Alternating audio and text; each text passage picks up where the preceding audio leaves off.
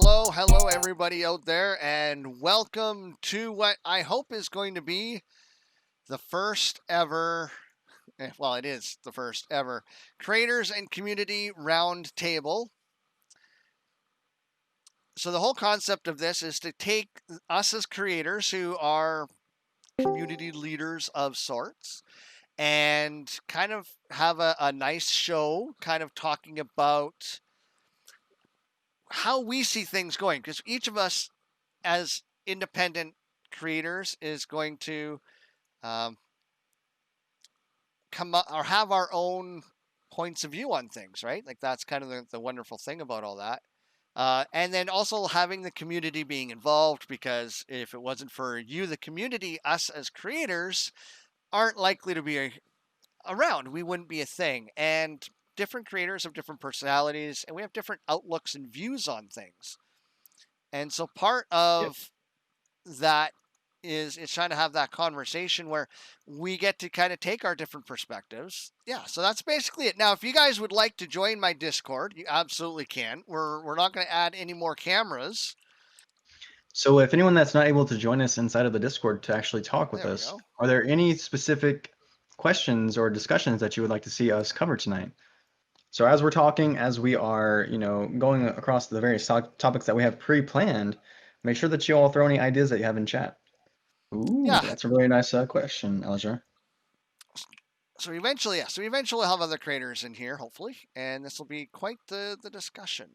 So for those of you who don't know who I am, because I imagine most people are probably coming over from Tavernsidegaming, I am Beck Altar, and Phoenix Radio is my community project, which the idea is to share in character stories as well as out of character content, such as shows like this. I do a weekly show on Sundays called the Beck Altar Live Show, where I do kind of something similar, where I read forum topics and kind of give my own personal point of view on things, much like creators do on all of their things. And yeah, hopefully you guys will find all of this content fun and entertaining and engaging. And yeah, feel free to jump into the Discord. Feel free to post your questions, and yeah, we'll kind of go from there. So our first one is creators' impact on the community, and this is looking at from as many sides as possible. And this is obviously something that I'm sure other creators are going to watch this video and have their own reaction in response to this, and I think they should be welcome to it, absolutely.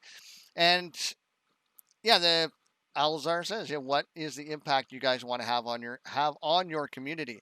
And I think we could probably start, I guess, start at the big picture, and then from there, I think we'll be able to kind of bring it down through this conversation to our individual goals or impact. So, looking at a game like Ashes of Creation, and looking at the community impact of creators such as ourselves, I think the best example of just how much impact a creator can have on a community is Lazy Peon's video, and how many people did that bring into the Ashes of Creation community that weren't already aware of the game.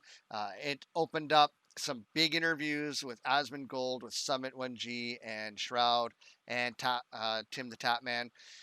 And I'm sure there's going to be other big YouTube creators and content creators out there that are going to catch the attention of Steven, and he'll go on and do interviews with them as well. So I think from the big overarching aspect of community creation, we can have a huge influence on attracting interest for a game.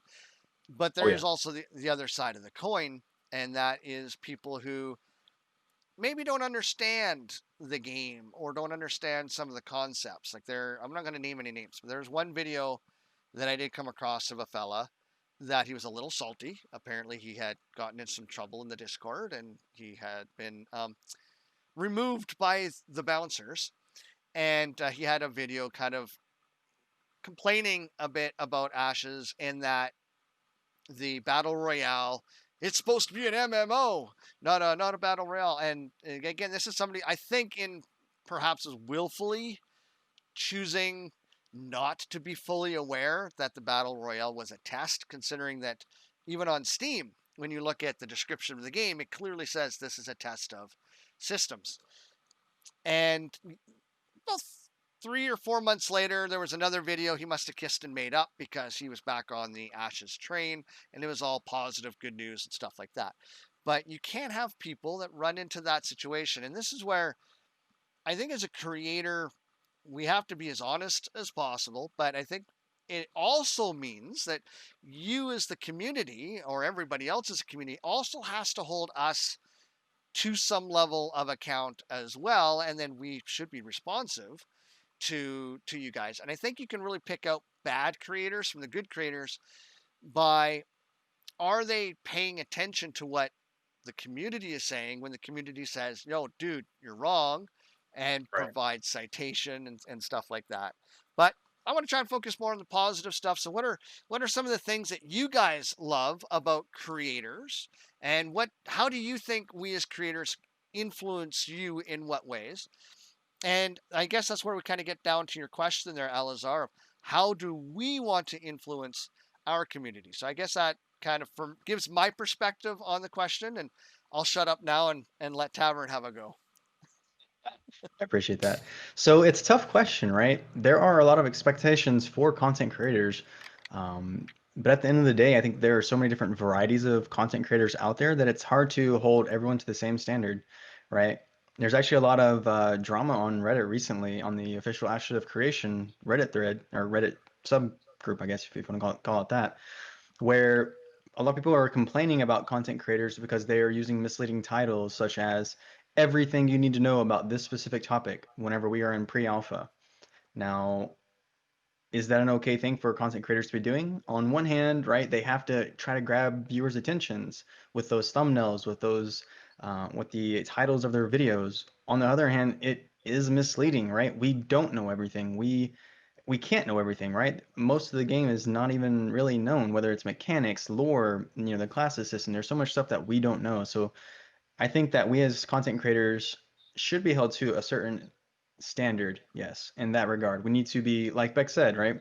We need to be faithful and honest whenever it comes to the information that we are delivering.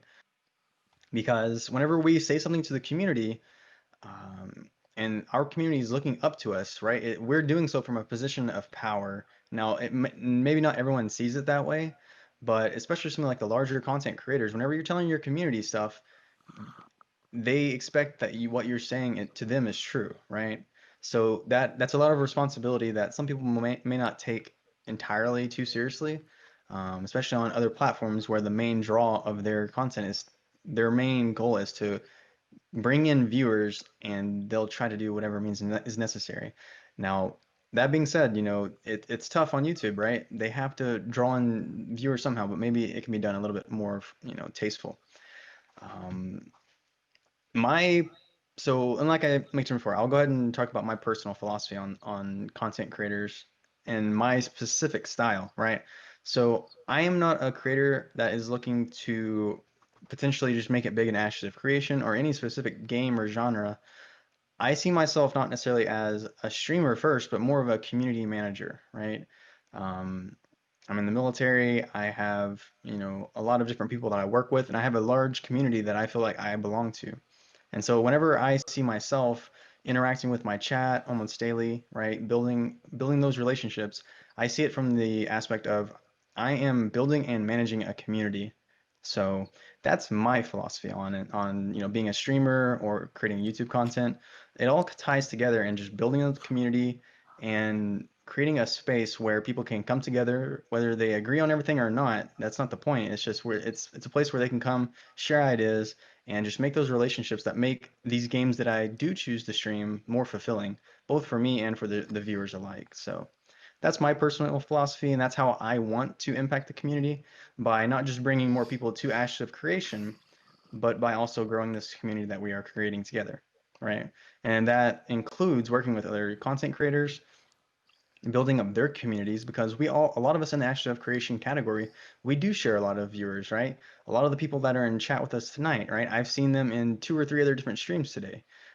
So It's a very close community that's on Twitch, and it's only going to get larger.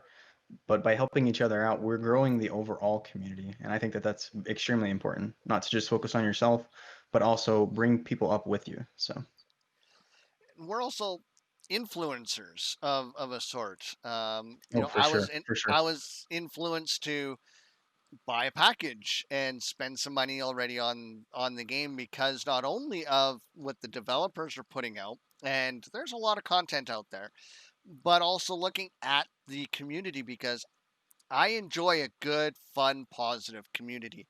That in an MMO is Right. what brings the massively multiplayer part of the MMO into focus. And if you have a toxic community, you don't want to be a part of that. And how likely are you to spend money or invest in the game if that's what you're dealing with as far as the toxicity of everything goes? And I have a cat, sorry, trying to hatch my Your mouse. your beard's moving.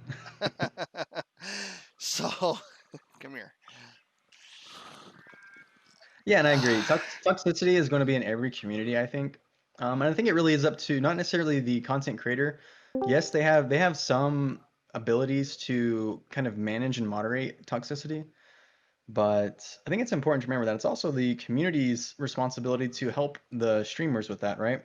If you see someone Absolutely. being toxic, call them out, right? The worst thing a toxic person can do or can have done to them is being confronted.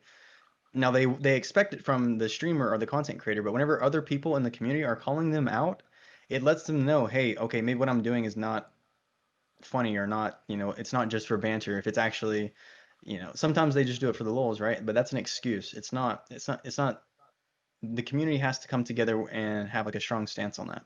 Now, banter is fine, right? There are saying things in jest, as long as other people can understand that it's done in a good nature, in good faith, right? In a good spirit, that's fine. No one's saying that, that type of fun is wrong. But whenever you are deliberately trying to, break someone down or, just kind of destroy that community aspect to like the community itself, yeah, it's definitely something that needs to be dealt with from every aspect and at every level, both the content creator and the community, right?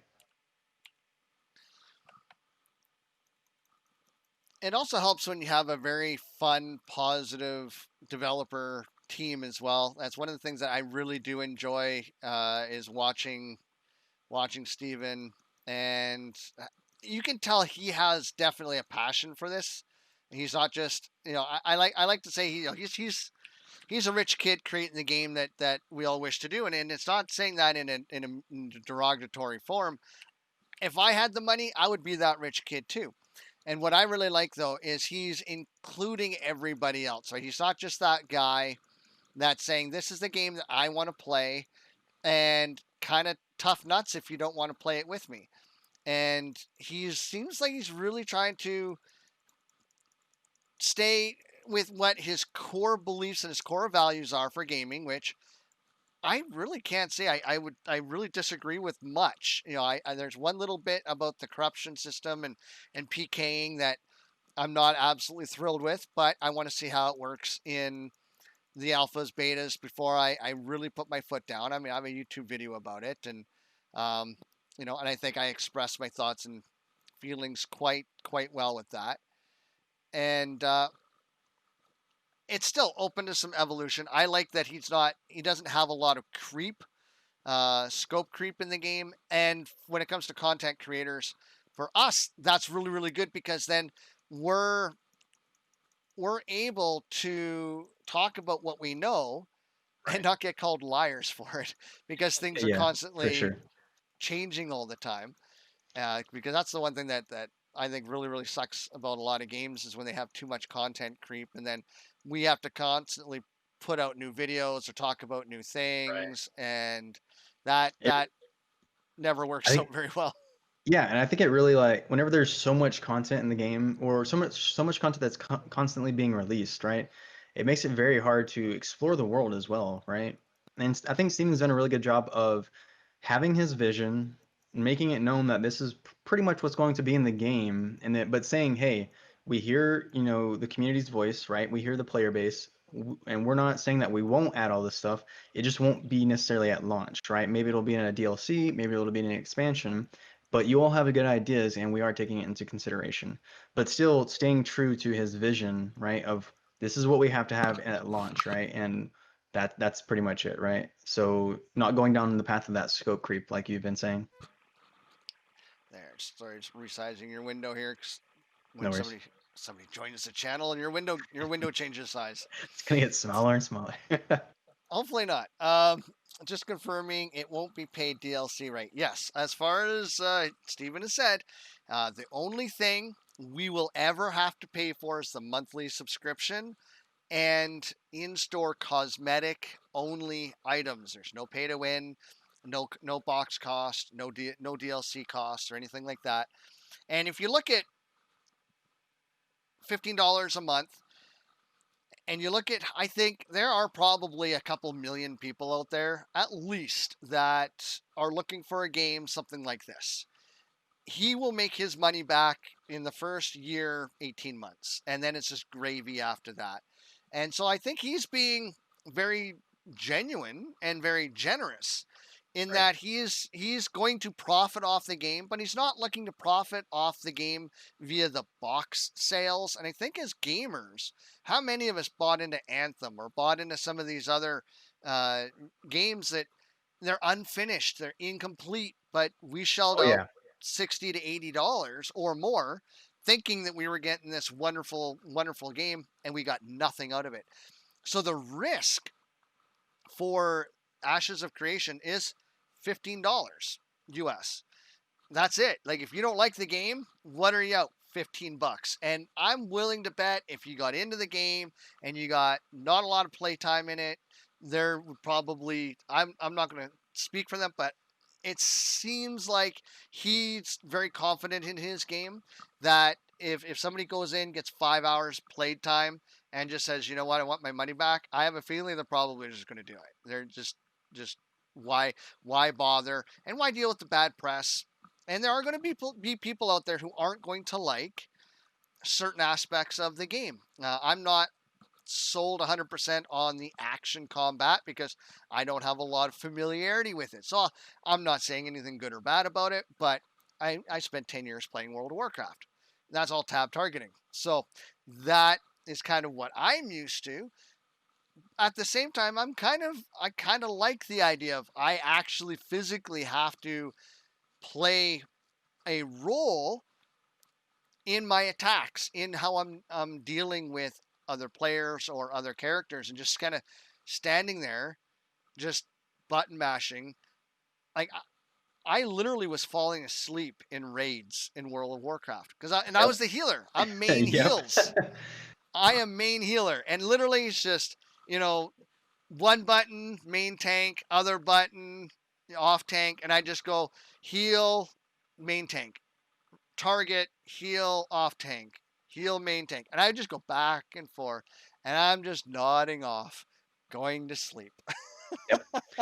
So I mean, they make it so easy in games like WoW these days, especially with all the add-ons, right? You have like Healbot and all this other stuff. You Mm-hmm. literally click it, and then it does that ability. You click one, you click two. And then back to your point about you were somewhat hesitant about, Ashes of Creation because it's so it's so action. It could be like a lot of action-based, combat skills. But I think that the developers are going to, with the whole 25, 75%, I think that that'll be really good for players like you, Beck, who are Yeah. coming from WoW, who are used to the tab target, because they can start out at 75% and then slowly work their way, to increasingly using more action abilities if they choose to, right? If they're getting used to the system, maybe they just start out with that 25% action, but then they find that they might like that style a little bit more, or they see some of the benefits of using some of those skills. So I think the developers have, created a really good system that almost forces you to at least experience that type of combat, which is smart, right? Well, I mean, that's you can where you. still. Oh, God.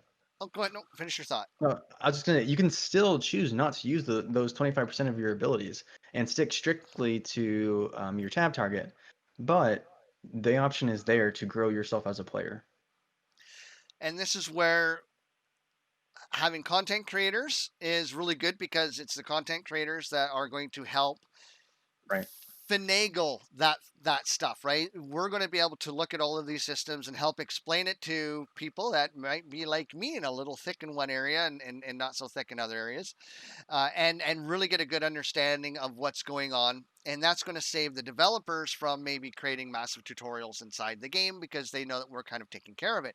Now, at the same time, and this is where professional radio segues happen, talking about the 25 to 75%, tab target versus action, and you can kind of flip those depending on your skills and stuff like that. This is where the character creation kind of comes into play, in that content Yeah. creators are going to be discussing here are your different options of why block A, block B is better. If you're more tab targeting, you might want to go more this build. If you're more action orientated, you might want to go this build. So as we're creating our characters, not just from character creation, which a lot of people, when you say character creation, it's like, oh, how big is my nose going to be and how broad is my chin? And a character creation is an ongoing experience in most MMOs, and by the sounds of it, with the ability to have so many custom or cosmetic features into the game, not only do you have hopefully a very robust character creation as far as how you look, but with the talent trees and how you can customize your armor and your look, I think your character is constantly being created, and you're constantly going to be finessing your character and having the 8 classes and then the eight archetypes, and then the secondary archetypes having 64 potential combinations. Really, I mean, your character can go in so many different different directions. And yeah, Oh as yeah, far as for questions, sure. throw them in. Yeah, like I think it's just gonna be very difficult, especially if they release the character creator a little bit early, and we don't have that, kind of firm grasp on, what are some of the augments, what are some of the, character racials, the base stats, because a lot of people really do like to min max, right? You have your min max community, and then you have your people that just want to get into the game, right? They don't care. They will literally hit the default character selection and then just get into the game to experience it, right? Um, and then whenever you think about, the role playing aspect of the game, because people like to forget, everyone knows the MMO, right? It's multi-massively like an online game, but then it's an RPG, right? It's a role-playing game where your character is your avatar in the game, right? It's supposed to be it's supposed to take on some aspect of you, whether it's the looks, whether it's your choices, but then you can also, switch it up, right? Maybe you've always played like a good character. Now you're going to play more of an evil character, right? Maybe you're going to follow the evil gods, or corruption is going to be a challenge for you to kind of always stay corrupted but not get killed, right? So there's a lot of different ways that you can role play, and this will heavily impact like your character creation, right? So for me, example, I'm very, very much so interested in like taming and uh, animal husbandry, right? Those are like that's like my goal in order to kind of just make my way in the world. So that's heavily going to impact, my own character creation. However, I'm hesitant to say what class I want. I'm hesitant to say what race I want because I just don't have the information. So, um, but yeah, that's me. But so many people base it off stuff that's not even related to the game. Like we have a lot of bards in the content creator community right now, and they just want to pretty much role play as a bard, right? They don't. It doesn't necessarily matter if they're the best race or the best class. Their main thing is they want to play as a bard and then just go around making people laugh, right? And that's awesome. And I think that's why character creation, creating your backstory for your character, is such a fun aspect of the game that I hope people don't really overlook that, right? That they don't hear role playing and think that it's cringe or that it's juvenile or it's anything like that, because if you really allow yourself to kind of get into your character's character, into your character's personality, and you develop that with your community, I think it actually adds so much flavor, so much, fun that you can have with, like I said, your community, your friends, and the people that you are building, the world with. And not only that, So yeah. for thinking about bards, yeah, record all your stuff, because you know what? Phoenix Online Radio. It's the perfect outlet for the bards. You can create a comedy minute because bards are going to tell jokes. You're going to have your limericks, your poems. These are things that, this is why I'm creating Phoenix Online Radio, is because there are going to be situations where these things only exist in game, and you're going to have your own epic moments in the game. Think about Leroy Jenkins, okay? Became an icon. And why? How? Because of a moment, an instant in a video game that just happened to go viral. And so the radio is here for those people that want to write a song about the events on their server that are epic. Great, record it, send it to us. It'll become part of the radio, and that's kind of why, again, content creation is so important, because you're going to have people that are going to do machinima. People are going to have it's endless. I could spend 5 minutes thinking about all the different things that people are going to end up doing, as far as that goes. Now, one of the questions here was, uh, what would the perfect combat system be in our eyes, and how would you like to see Ashes flourish, or what would we like to see Ashes flourish into? Well, those are two very distinct questions. So, well, Tavern, how about you tackle The first? What combat what system. what is your combat system that you'd like? Being a So military actually, man.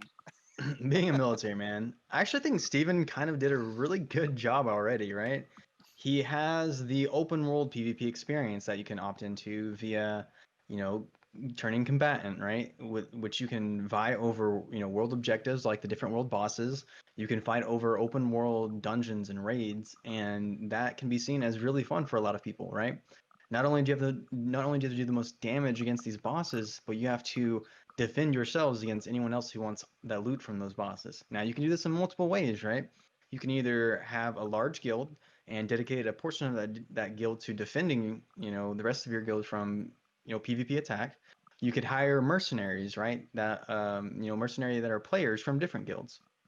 So I think there's a lot of balance in open world PvP, and if you want to do that, then that's fine. But then you also have like the caravan systems, which are opt-in PvP, right? You don't get corruption if you choose to either defend or attack a caravan, right? And that's a not only is that an incredibly interesting experience in and of itself, but it's another avenue. You have castle wars, node sieges, node like castle sieges. There are so many different avenues for PvP and combat that I think it's already fairly balanced. And then you take a look at, how will they introduce arenas, right? It's going to be outside of the combat or the corruption system. Then you have the battle royale, and hopefully they add that into the game as its own standalone thing that you can do whenever you just need a break from the MMO, right?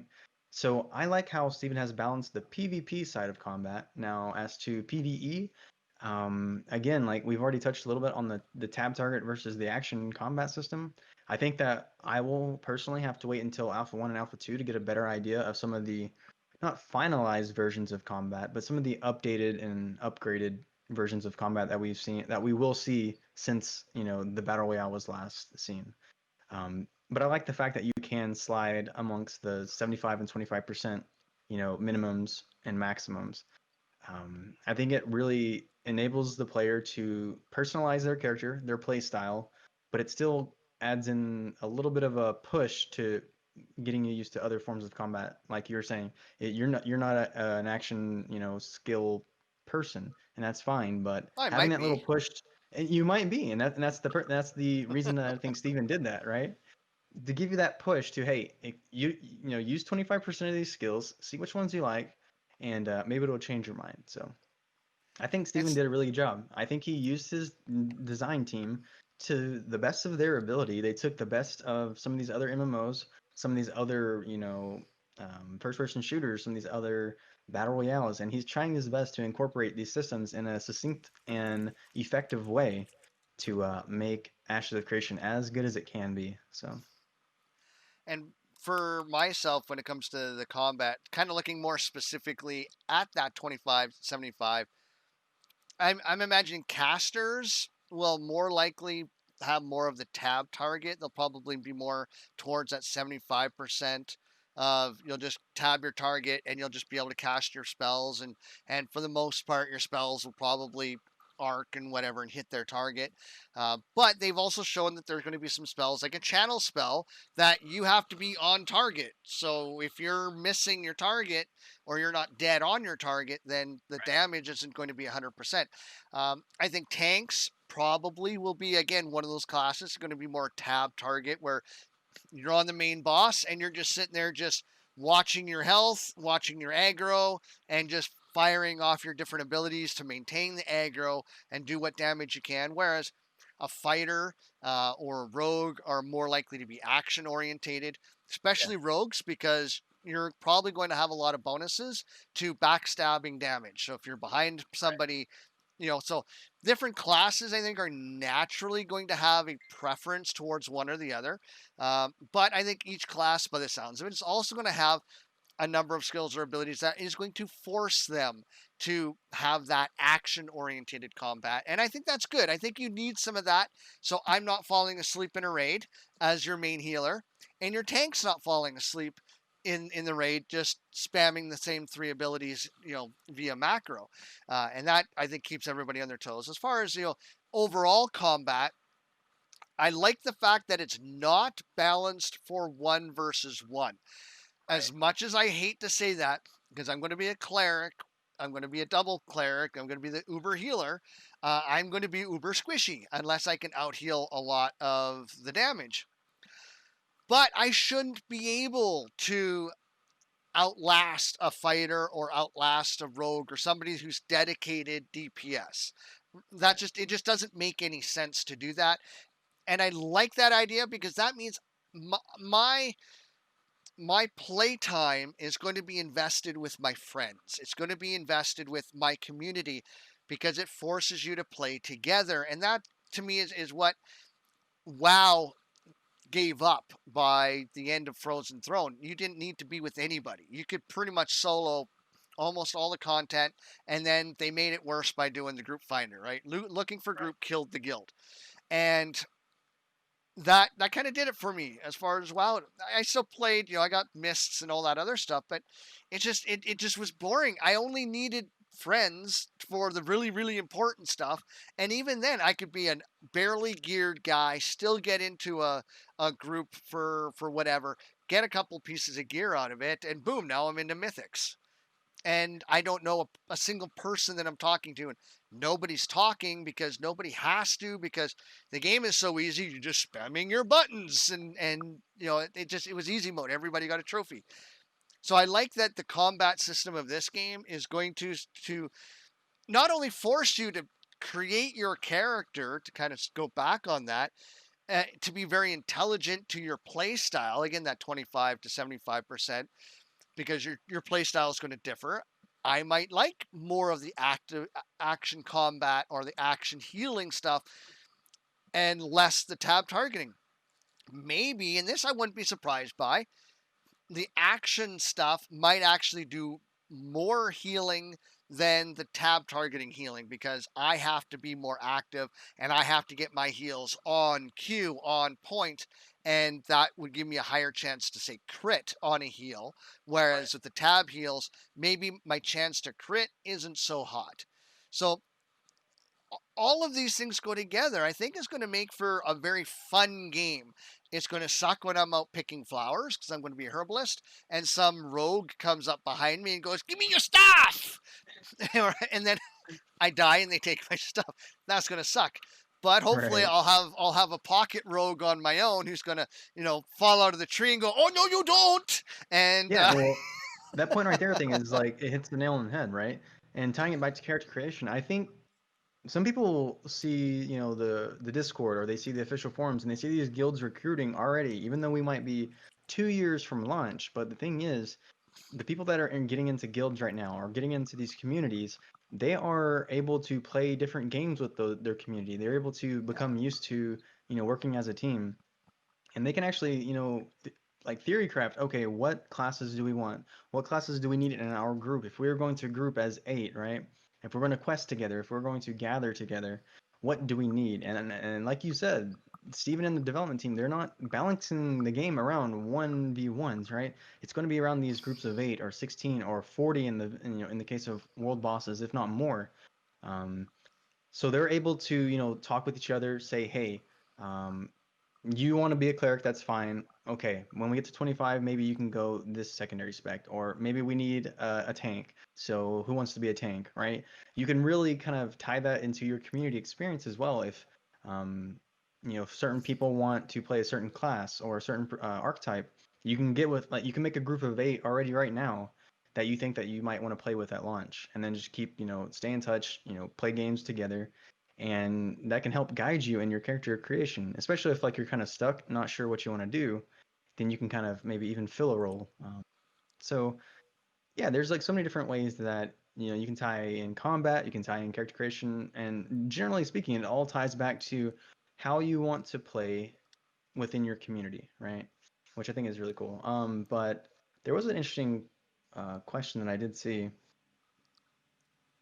Let me see if I can find it real fast. Okay, well, while you're looking for that one, how would you like to Yeah, see go ahead. ashes flourish into? And this kind of goes into exactly what we've been talking about, in that because you're not having that 1v1, I want to see ashes flourish with a very, very fun, very outgoing, positive community. You're going to have to build a guild that is going to be able to face multiple different dungeon types, not just the raids, but the dungeons, because some dungeons might be more specific to certain classes. So maybe your group of 8 has to go in with maybe more of a caster element, because your elemental damage will be better suited than just raw physical damage, whereas you might have another dungeon that maybe you need a more physical damage, less of the other stuff. And of course, you'll dungeons that, as Steven has said, you might want to have a rogue with you because they can find secret treasure or doors or something like that. So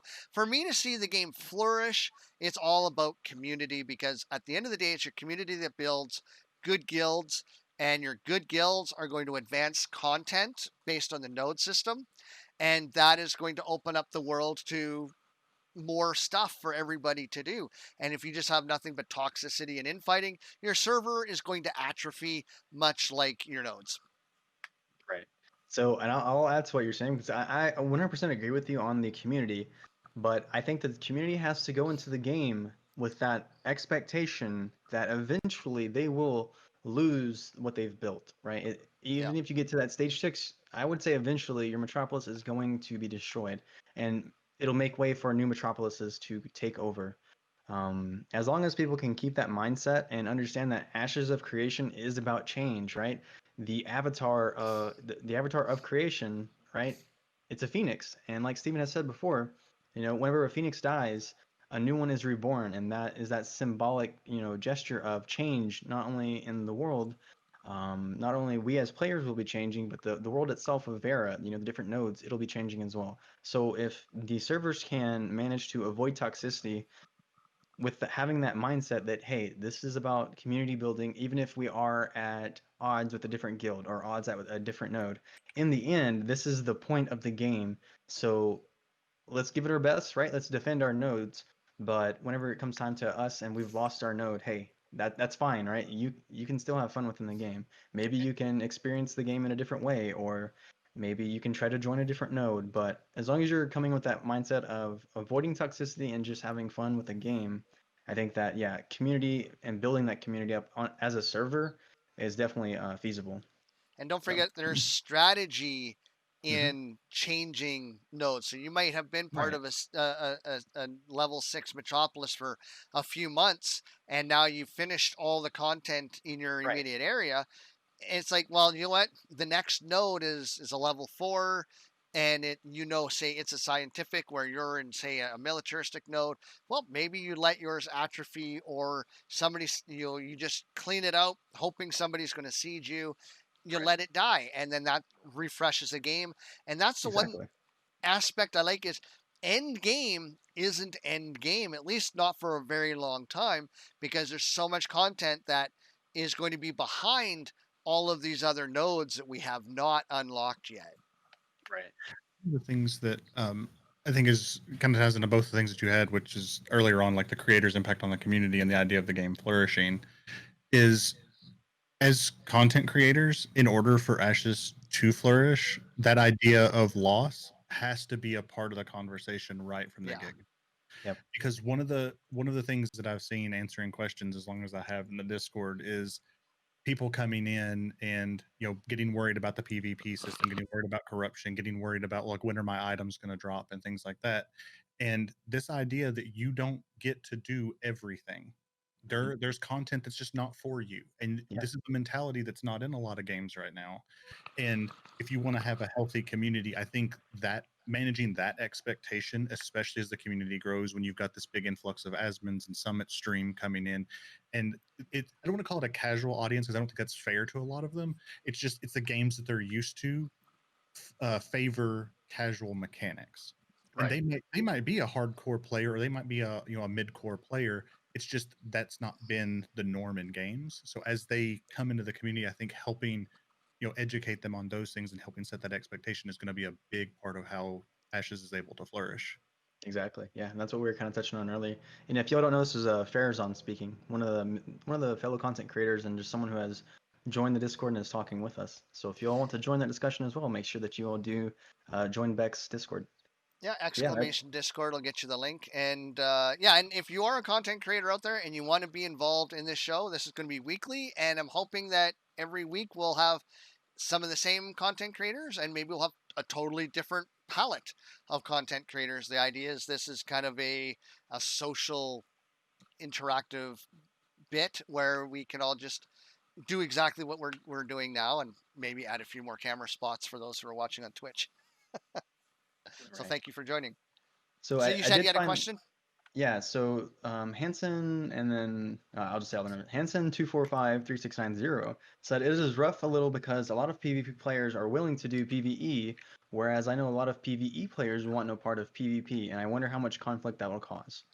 And I think that's a really good point. Like we kind of started getting into PvP a little bit right there, but I think Steven said it really well whenever he mentioned that one of the core aspects of Ashes of Creation is going to be building relationships, not only within your node and your guild, but also having that understanding of how interdependent everything is going to be, whether it's, you're going to be interdependent on all the different crafting systems or different nodes working together or guilds protecting nodes. Yes, there will be PvE players that don't want to PvP, but you can counter that by maybe those PvE players are making a lot of gold by, crafting or gathering or processing stuff. Well, maybe they can hire some mercenary guilds to protect them so they don't have to kind of participate in the PvP. So I think the developers, and I said this before, and Jeff has said this really well also, they are giving us the tools to play in so many different ways, and at the same time they're not forcing us to play in a certain way, right? So yes, there are a lot of aspects of PvP. Does that mean that we have to actually engage in those aspects? No, because like I said, the mercenary system, you might be able to hire NPCs in some form or fashion, or you can choose not to do gathering professions if you really wanted to. You can stay within the safety of the node system itself. If you didn't want to defend your node for whatever reason, maybe you're strictly a pacifist, you can still, maybe you can hire some mercenaries to fight in your place so you can get past the guilt of not fighting, right? There's a lot of different ways you can go with it. So, like I said, I think the tools are in the game, Hanson, to overcome some of those challenges where players might face whenever it comes to their personal playstyle. And see, I could be considered a Care Bear in that, yeah, I like PvP where I have the option of when and how I want to engage in PvP. So the whole world thing, when I come into the game, I'm coming into the game with the understanding that at any time somebody can come and stab me in the back and kill me and take my stuff. My concerns are when it comes to like the corruption system. There's a couple of flaws there, and I have a YouTube video that covers these.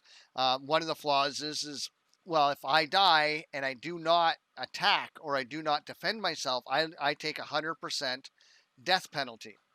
That I don't think is very fair or justified, because if somebody attacks me and if they're a high enough level or they just have just the right skill combination, I may not have the opportunity to respond, right? If they do some kind of a silence and then a stun and then they just whack, whack, whack, whack, whack, I'm dead. Well, now I've lost 100% of my stuff. Maybe I would have defended myself because I noticed they're within, a reasonable level that maybe I could have bubbled and healed and done a fear or whatever. Now I know I'm using a lot of Warcraft terms, so I don't know how this is going to work, but maybe I could have, if not defended myself, done something to get away or run towards other players, right? Like there's other things I could do. So I don't think the 100% death penalty for not fighting back is fair. And if corruption is supposed to be a deterrent to player killing, well, then by me losing 100% of whatever drops or whatever, that's not deterring a person from player killing. I should lose 50% to a player. That would be more of a deterrent. And then if I choose to fight back, if I choose to engage, then I should lose 100% because now I've entered into that, and now it's my risk of loss to do that. I would have a caveat there, though, that if the player that is attacking you is within, say, like 3 levels, there should be kind of they can still get corruption, but then I would still lose, say, 100% of my stuff because I reasonably within 3 levels I would expect could have defeated them or ran away or something like that. So there are a couple of mitigating factors, and that's coming from a Care Bear, from somebody that don't hurt me, sir, don't do that. So Again, I can help that a little yeah. bit though, because you're actually not losing 100% of your stuff. So Right. if you're carrying 100 ore, Well, I mean the penalty, the 100% penalty. right? But I mean, if you're carrying 100 ore and the death penalty is only going to take 50 from you, if Right. you're not going to fight back, like what basically, I mean that the idea there is you're choosing to trade your corruption for some of your materials. So you're making a decision the same as they are. Because if you do it the other way around, then it's not really ever your decision because it's always fight back. Right? Versus if you actually have to make an active decision about losing more stuff, then that changes the math a little bit. Well, how I'm understanding it is if I fight back, the death penalty is 50%. So they would only get, say, 25% of whatever, say 100 ore. They'd only get 25 ore because they fought back. Whereas if I don't fight back, they get 50% of my ore and they get the corruption. And I don't think that disincentivizes. I think that still incentivizes someone because depending on how much corruption they get, and I'm going to be fair, this comes down to alpha and beta testing and how hard is it to get rid of corruption? How much do you have to grind to get corruption off? If it's as simple as, I'll go kill this guy because he's mining in an area that I know rare stuff drops, good chance he might have some rare stuff on him. I kill him, get some corruption, and then I just run away and I go kill 5 or 6 mobs and the corruption's washed out. That to me is like, I don't think it's very balanced. Now, if he has to go and grind on mobs for like an hour or two, okay, I'd be a little more likely to do that because then, in my mind, the bounty hunters are going to get this guy. Yeah, go ahead. Yeah, I'll just say that I don't think it's not balanced. It's not safe to go out and grind in an area that has rare resources in it, right? We've already touched on that. You can either get your guild to support you. Maybe your guild is relying on getting those rare resources. Maybe your node needs it and they can provide some people to protect you if you're the only one that can do it. But I mean, you have to remember, you're making a conscious choice. If you are going out alone, you're accepting the risk that someone is going to kill you. Whether that person is more skilled, has better gear, is a higher level, if you're not at max level yet, like that's a choice that you're making. So whether you think about it or not, you know the risk is there that you can die. So, but you also know that you have the choice to reach out for help. Say, hey, we're gonna get some really valuable stuff tonight, or at least we could. Can you come out and can you help me? Right? Can you watch my back while I'm gathering this stuff, and I'll give you a little bit of the cut of the profit. And like I said, it's building up that community aspect of it by having those interdependencies. The one question I have that I haven't seen answered, and maybe I just haven't saw the videos yet, is I'm fighting a mob. Somebody comes up, whacks me a couple of times, does not kill me, but weakens me enough that the mob kills me. Do I drop stuff that player can then collect, or does that stuff just go into the ether? Because that, I think, is also going to be a PK griefing tactic that some players might take. And of course, they don't get any corruption. But if I die and drop some loot, then they're basically now using the environment to their advantage. And that, I think, would be potentially game breaking for a lot of people. So that question's been raised a couple of times in terms of like because there's a bunch of these scenarios, and that's probably one of the more common ones. The other one is like around like when you're AoEing or healing and stuff like that, and they've got an answer for that one, which is the toggle. But I've heard that one. In specific to that one, I think the answer is they're not sure how they want to handle it yet, but they will, because they have a couple mechanics that are similar. So the first one is the loot mechanic that they're starting with, which is the idea that if you tag a mob and you do 40% of the damage to it, that you get the loot rights. Right. So I would imagine a similar system for if you hit a player, if you've done X amount of damage to them and they die, then the penalty still comes to you. So Right. I think mechanically they know that they're going to have to put something in. I think they're not Right. saying what that is, because I'm going to bet as we see alpha, they've probably got 3 or 4 variations on deck, things Right. that Mhm. they think will work. But yeah, there's a couple of those that they're very aware of, but we don't have an actual answer for yet. Yeah, and my speculation would be something like along Tarlek's line of thinking is that if you attack a player, you're going to be in combat with that person for at least some amount of time, and maybe if like you die within 30 seconds of being, or maybe like 30 seconds after you stop attacking, you're still in combat, and if they die within that 30 seconds, you still get like the corruption applied to you. Right. Because within that 30 seconds, you should be able to either, drink a potion or put some distance between yourself and the NPC. Because we know that NPCs are leashed to specific areas. If you run away, far enough, they should run back to their original, habitat. So I could see Exactly. them kind of doing that as like a way to get around that. Yeah, one other thing that's kind of irrelevant to this conversation that doesn't get brought up a lot is, so when you're talking about corruption on a player, that decision that gets made, so that's only about half of the actual equation, because there's another number that sits behind the scenes, which is your, for lack of a better term, it's a dishonorable kills count. Right. Right. And those dishonorable kill counts, so even if you can remove corruption, that one is much, much harder to lower. That's the one that they talked about having the really long quest chain to be able to reduce, like through the religion. Right. And so that one is, if you have a trend of PKing or of harassment and stuff like that, that every one of your kills becomes subsequently worse for you because you're constantly doing that. So it does, I think that's the longer way to curb it, as opposed to that instantaneous decision that you have to make. Right. And then one of the other questions here is Ashes says open world PvP that is free to attack anyone. How do you guys plan to deal with stream snipers and general clowns? And that is, Kill them. yeah, I mean it's the risk Just reward, don't right? die. If I'm a streamer and I'm So, streaming the game and I know that I'm yeah. streaming the game, that's where I have to be, hey guys, we're streaming today, and yeah, we're going to get attention, we're going to get action, and you're going to have to make sure you're going out as a group, so you have a little bit of defense against that, because you are going to have people, and then the bigger the streamer you are, the more likely this is going to happen. People are going to target you because they want to be on stream and they want to be the guy that's in your chat going, "Ha ha, noob," and that's the risk reward, right? Now I look at it as I'm going to get a handful of streamers, because I'm going to have 8 people tracking me down on the server, watching my stream, trying to figure out where I'm at. Right. So, Yeah, I was just saying, I just have a standing invitation for all stream snipers. Bring it. there you go.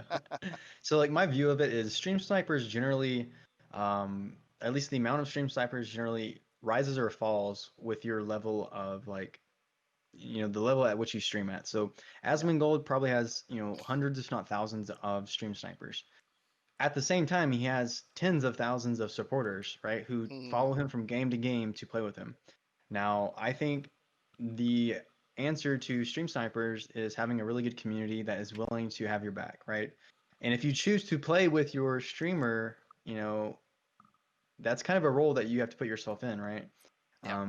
If you're going to play with that character streamer or whoever it is, a lot of your gameplay will revolve specifically around what they're doing. So hopefully these streamers will be able to fight that toxicity, because there are some fairly toxic stream snipers. They can counter that with their community support. So, and I think a lot of streamers are probably going to do the majority of their streams doing like big content anyways. Like right. nobody's going to want to watch me pick flowers for 8 hours, right? Like if I'm just out herbalizing, nobody's watching that. But if I'm in a dungeon, oh yeah, Mhm. yeah, I'm going to get people watching that because they want to know what's going to drop. So Right. that's and if you're in a dungeon, you're less likely to get stream sniped traditionally because you're instanced. But in this game, you only Right, instance for yeah. the final boss. So now things get really interesting. And in a way, I'm kind of excited for that. As a Care Bear, I'm a little excited for that. Yeah, and it creates content. So yes, it could be annoying, but at the same time, if you are bringing like 10,000 people, or we'll scale it down. If you're bringing like 2,000 people to help protect you while your guild does the toughest raid, right? Think of like after you finish the raid and you come outside and your guild is at the entrance, just annihilating this other group of 1,000, right? And they're just doing their best to just get in there and just like mess up the stream. But then you come out to this like amazing spectacle, and like think of like the different kind of content that can come from that. Now again, it's all relative to the size of the streamer, but for those streamer servers, we'll call it, I think it's gonna be really fun to watch. Even as like a streamer myself, I'm gonna have a lot of good time watching some of the YouTube clips and the the vids and the VODs of some of the stuff that's gonna come out. Now I will never play on a large streamer server. I won't, but I'll have some fun watching some of the content for sure. Who Yeah, knows? and You might become a big streamer yourself. And keep in mind, I I mean, the won't, I world is won't play also on my own massive. server. Like, Yes, big world. you're talking, and if they do actually manage to keep fast travel down, like that's actually going to be a big deterrent in and of itself. Because, if I get on and I play for an hour or two before I start my stream, just kind of knocking out, like you said, I got to go pick some herbs, I got to go do some maintenancey kind of things, Right. and then I'm ready to start my content. Whatever it is I'm about to go run off and do, the likelihood that somebody is going to be immediately in an area where they don't have to spend a half an hour to get to me, Right. like that's going to help a lot with that as well. Like you can't Oh, just yeah, for sure. immediately, warp in on top of me and, start harassing me. That's a good point. Yeah, for sure. Somebody, it's a hey, you you should made 3 you good should points, bring yeah. me to your family and warp me in. Ah! Yeah, not only is the world large, but I mean, streamers, they have the ability to not stream until they are ready, right? If they just want to get their professions maxed out, hey, maybe do that off stream, so Yeah. you have some fun content while you're actually streaming. But yeah, that's a good point. But yeah, if y'all want to kind of change topics just a little bit, we had like another interesting question that I wouldn't mind hearing your all's thoughts on. So Air 120 asked, what do you think is going to be the least chosen of the artisan professions that we know currently? Oh, So, I don't know, and because we, I have a feeling everything is going to be needed at some point, right? Like I'm thinking, even for perhaps making a legendary armor, you're going to need your mithril. You're going to need maybe you'll need some kind of herb or something like some like to create an oil, right? right. To for that. I mean, depending on how intricate they get with some of the crafting recipes, um, I don't. It really sounds like everything is going to have its use or its purpose at some point for some reason. My initial guess is it's going to be like your lumberjacking, probably your it's the one of carpentry. That's the one that's related to it. I think those will take a while to take off, just Okay. because like I think there'll be a small contingent of people who do that for either caravans or shipbuilding, because I'm assuming that's going to be the main thing. But I think the things that people do the most often, anything armor or weapon related, is going to be more metal focused. So I think those are just going to have a naturally higher population. So my guess is there'll probably be carpentry and stuff that is underrepresented. Not that that means there's not going to be anybody playing it, just Right. relative to the others, it'll probably be on the lower end. I would Well, and actually at kind of, launch, you're actually going to have a reverse couple that. months before you even get that. Till you have nodes big enough to have a house to furnish. So I agree with you that carpentry and maybe lumberjacking will eventually kind of die out, but I would say that's probably going to be more in game, where or later on in the server's like life cycle. And I can see, because I think we've already seen in some of Steven's videos that he's done of gameplay, right? You have to add in wood to, build buildings. And I could imagine that as the node gets higher in stage, it requires like rare types of wood. Now, obviously, that's not confirmed, but that would be interesting if they actually make that a mechanic, so that the players in a node have to rely on people like carpenters or people like lumberjacks in order to actually get their node higher and get the just better overall types of materials, especially whenever it comes to your static housing, which you can upgrade, as well as your freeholds. Um, And then once and that's tough to say. Maybe that need will never go away, right? Because I was about to say, and then once you get to stage 6, then you're set. But if that metropolis gets destroyed, well, hey, now the next node is going to need those skilled lumberjacks and those skilled carpenters in order to potentially level up their node and get the best stuff. So Yeah, and I'll shameless plug here. I have a yeah, go for caravan it. video coming. A lot of this is in that video, but one of the Right. things, kind of to what you were just saying, is so one of the interesting things about that exact scenario is when you get to like a metropolis stage and you're in like a wood, like a plain slash foresty area with your node. That's your resource. It doesn't matter. You're not going to need it Mhm. because it's abundant for you. Right. But the trade routes you open up with a city that's in the mountains, they're Sure. going to need it. And so then that becomes what you have to transfer. What what I didn't find in my research is where those resources come from. So there's a video that shows Steven start a mayoral caravan and he clicks on like 100,000 adamantite or something like that. And what's interesting is, does the node simply have access to it because that's within its resource pool, or did that 100,000 ore come from the players specifically to then funnel into the actual trade route system? Because those trade routes also open up the quest caravans, and so I just don't know where the resources for that comes from. So I think it's going to be very interesting if you also need to funnel that so that you can then have it to trade with the other regions. Right. Yeah. And I know we say it a lot as content creators, but a lot really will depend on how Alpha 1 and Alpha 2 goes to give us a deeper understanding, right? We can speculate, but yeah, it's tough. It's fun to make speculations in Theorycraft, but yeah, a lot of it will kind of, be determined by um, these upcoming alphas. So yeah. And I wonder how much there will be like an artificial type AI that if it looks like, say, a certain gathering,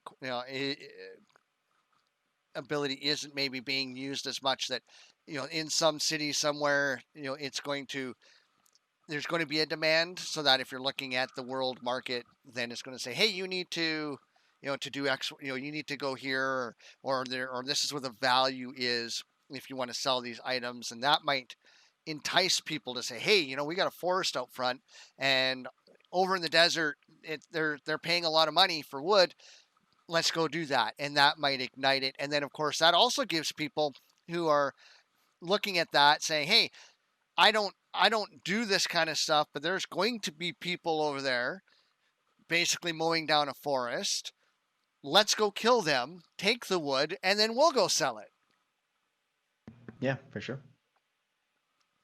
Yeah, I mean that's a good question. It's definitely makes you think. And I'm right there with Farazan, and I think Beck, I think you maybe as well. But I think everything is just going to be needed, especially at launch, right? Oh yeah. Everyone needs everything, and then as you go on in the game, it kind of you just need more and more of the higher tiers. And I like that. How to avoid stream saping? Stream on Mixer. There you go. Well, I mean, who knows what Facebook's going to do with it? Yeah, Facebook's pretty big, Yeah. it's on the same level as YouTube, so we'll see. All right.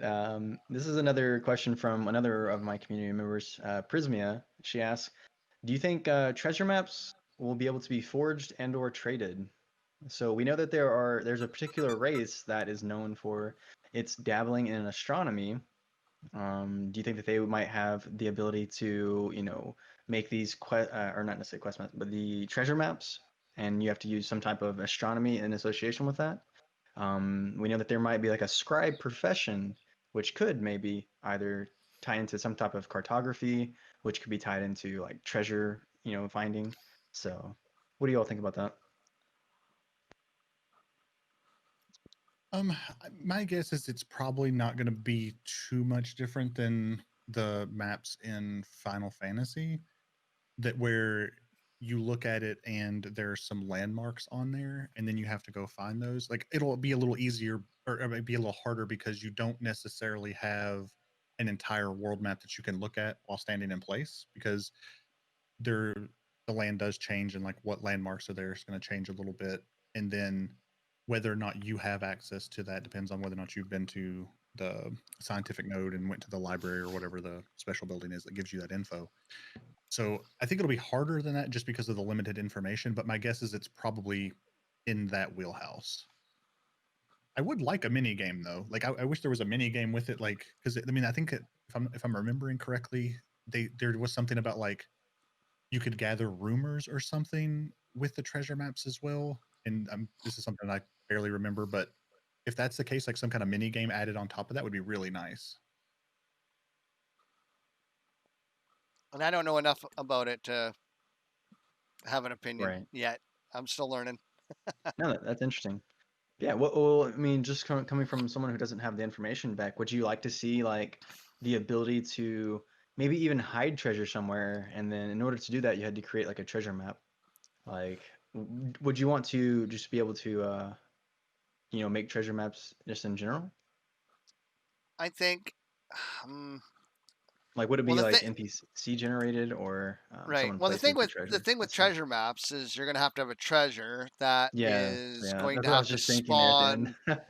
It's going to have to spawn or respawn.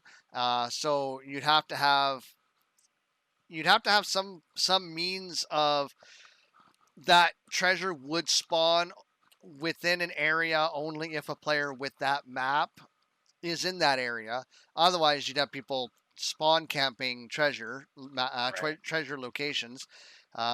And so you'd have to have treasure that would spawn in multiple locations with the same version of the map. And I guess that's where you could potentially create a fake map to sell, which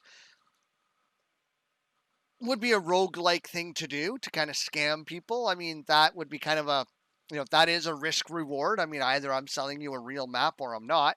The game would be able to know the difference between if it was real or not. I think that would be kind of fun, especially if that is something that people would want to do. That's like an archaeology almost kind Yeah, that's of what made me think of. profession. Yeah, So I could. I mean, I think there's potential for it. Yeah, it's, if there is like a rumor type system, I could see it. You start off with a blank map, and then you go up to like someone in a tavern, for example. There's an NPC, and you ask them, "Have you heard of any treasure?" Maybe they give you like a very vague statement, but it kind of gives you a breadcrumb, right? It's almost like a little mini quest. Speaking of quest breadcrumbs, right? Maybe it gives you like a little breadcrumb to another NPC, and that NPC gives you a vague location after that NPC takes a look at your map. So right, maybe first off you have like a map of Vera, and it shrinks that to like a smaller spot, and then you Right. kind of follow these these breadcrumbs, these hints, and then you eventually get to the point where okay, I know it's in this small geographic quadrant of a region. So then you can kind of go there, and then based on a hint of like the last known visual location, you can maybe it was against a particular type of tree, and that's the only one within that small grid, right? So yeah, like maybe some type of breadcrumb type of quest system tied into it. I could see it being that form or fashion. Well, even taking your idea, and depending on how the nodes are, Hmm. that treasure map could lead you to a dungeon entrance. Yeah, And then it you could. you have to get the mage because I've seen the one video where the mage moves the Yeah. with the force moves the rocks. So maybe that treasure map actually takes you to the entrance of a dungeon of a node that has reached a sufficient level Yeah. through the process that you're talking about. And then the game could just kind of randomly kind of point you in these different directions, ultimately taking you back to that node that has reached whatever level for that particular dungeon. Yeah, for sure. So many different ways they can go with like little systems like this to make the game feel a little bit more full. Have like Hmm. some fun systems thrown in there too. Yeah. So So let's see what other stuff we got in here. So we'll still take a few more questions. So otherwise, yeah, breadcrumbs. It's one of the dev discussions. I talked a little bit about it on my show last weekend. The breadcrumbs being how do you want your quest givers to be identified? Do you want your quest giver to tell you exactly where you need to go on the map to do whatever their quest objective is? And do you want that map to actually have the little dots that actually lead you there? And or right. to what degree? For myself, my thoughts and comments are make the quest giver's name a different color, maybe gold, maybe a little bigger, and have that quest giver maybe do something where in chat it'll say, "Hey Beck, can you lend a hand? Because maybe I'm famous enough," or "Excuse me, sir, could you help me?" in chat, I have to pay attention. Maybe they're waving. I don't think I need a big question mark or exclamation mark. I don't think I need anything that obvious. Subtle would be better, and then maybe at most, as far as where the objective is, I would much rather I have to ask people in chat. I have to go to the community that's interacting with the other people on the server and have them say, "Oh yeah, no, you just got to go this way, you got to go that way," and maybe at the most do kind of like what Red Dead Redemption does, where an area is kind of covered in a fog that's maybe slightly a different color, and if you've already explored in that area, well, number one, you should already know that that particular beast or whatever is there. But say you forgot, then maybe you have a bit of a golden fog of war that the closer you get, that fog kind of dissipates until you've kind of reached that zone. And then, it just looks like it's the regular map. And within that zone, you still have to figure out whatever the heck it is you're looking for. But I don't want my handheld the entire way. I loved World of Warcraft when it first came out. They didn't tell you nothing. And even some of the quest information didn't tell you anything. Like, you literally had to search that entire zone to try and find whatever you were looking for. Yeah. And I'm kind of right there with you. Like, I don't necessarily like having my handheld. And I've talked about this with Merg. And it seemed like a lot of them were kind of the same opinion, right? You want to challenge your player base. You want them to feel like they have achieved something, especially whenever it's on this narrative style quest, right? Whenever you're unlocking lore, you want it to feel impactful. You don't want to just follow literally a line that's pointing you directly to the next NPC. Make it somewhat of a challenge, right? Tell them the name of the NPC, or say, go to this node and find the baker. Okay, maybe don't tell them where the bakery is, right? Or maybe the baker is out sick and you have to hunt them down if they're not in the bakery itself. Oh my goodness. That's all you, Beck, but I'll let you, I'll pause for just a second.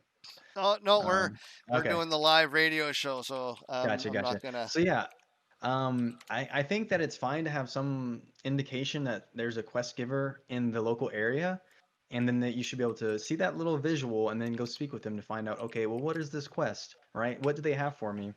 And then that way you can still have some bit of immersion while not still being, handheld, right? I think there were games, I think it's BDO, but I think in BDO you can actually auto walk to your next, quest location, or you can select a quest on your map, and then it literally has like an arrow pointing on the ground on where to go. Now, I may be wrong specifically on that game. I think it is BDO, but that's a little bit too extreme for my taste. Now, some Yeah. players may like that. Some players may not have the time to try to, figure out every little detail. But whenever you give the community the chance to discover things for themselves, you can open up so many doors, right? You can have a quest that requires you to go to a, a scientific node that has a specific library, right? And in that library, there are hints that can further your quest chain. Or maybe you have to rely on NPCs that are on the opposite continent and you have to travel over there on some of these, like maybe legendary quests. So I think by leaving it some quests open to interpretation, maybe have like even a couple ways to complete the quest, um, that might make for some more interesting and more meaningful gameplay. Yeah. So I definitely get the desire for there to be very little to kind of guide you, but I think when you actually break it down to like actual gameplay, I don't think it's realistic to have none of it. I think what you have to do is find a way to kind of like what you talked about with the library. Right. So if I go to the library and I know information about what's on the map, then I should know where wolves are typically. 100%. Right. Yeah. Like now you don't have to show me each little wolf on the map. Like that's too much, but like coloring in like a general geographic region on the map. Right. Like because part of it is what would you know if you were actually on the ground in the world? And the answer is like I probably have a reasonable idea about where certain things are. So if you give me a general location to go to, that's probably reasonable, Right. but it Yeah. shouldn't be every quest. I think that's where the balance comes in. If Yeah. it's Yeah. For hunting sure. wolves and some of your more kind of common to mid-level things, definitely. Hmm. But then when you have like maybe a more rare type of quest, yeah, start dropping that information out. Right. so that it is a mix. Because if you're, like you said, if you log it in, you got like 2 hours to try to knock out a couple levels or maybe just a level, you know, trying to dig around and unsolve the mysteries of the universe to figure out where something is, probably not on your list of things to do after, you know, a 10-hour day of work, right? So like you got to have some balance in there. But yeah, I definitely think there should be a good number of quests that don't have any hand holding. But Right. the more common things, I definitely think you're still going to have at least some relative position stuff. I agree, and I think Stephen said really well that in regards to what you were talking about, Farazan, in that there will be different types of quests, right? You'll have your overarching narrative quest, then you have like your task-based quests that are maybe more specific to your local region or your guild, where you have to kind of go out and kill 20 wolves to bring their pelts and meat back. And yeah, I'm right there with you. Some quests that are kind of banal like that, 100%. Yeah, hopefully there's a balance. That's what I would want, right? So it can kind of um, so you can cater to all types of players instead of just those that may not have the attention span or the time to complete some of the more difficult quests. Yep. I'm also a big proponent of the non-quest quest, which is the one where there are clues about all of it throughout the game, but it's not an Yeah, actual quest that goes in your log. So you've Yes. got random NPC guy that you can talk to, and he's like, yeah, I heard about this crazy thing that happened over this place. And then if you ever actually go over there, there's another thing, and it's that kind right. of breadcrumb treasure hunting without a treasure map and without an actual quest associated with it. I, Those can I be think really that's fun where as well. I think that's where you'd find like world bosses, for example, right? Is following those kind of quest things that would take you to that, or a I don't know. Are they going to have like well, they're probably going to have exploration achievements. So maybe it's one of those you go to a glade or somewhere that has no real bearing on anything other than it just looks beautiful, and maybe you want to take a couple of selfies there, and it works towards an achievement that doesn't really give you anything other than bragging points that you've gotten this achievement for world exploration. Yeah, for sure. So, and yes, So I will get around to all of the stuff that's happening in chat. It's just if anybody's listening to this on the radio, they have no context. So yeah, I will for get to sure. it. Um, so kind of like a little bit of a tangent, but also talking, just Oh, talking we about like tangents around here. yeah. So another question from Prismia. Do you think NPC guards should be hired specifically from military nodes, or do you think that every type of node, the divine, the scientific, and the economic should also be able to provide guards as well? For caravans, For caravans and maybe even personal protection if that ends up becoming a thing that's available.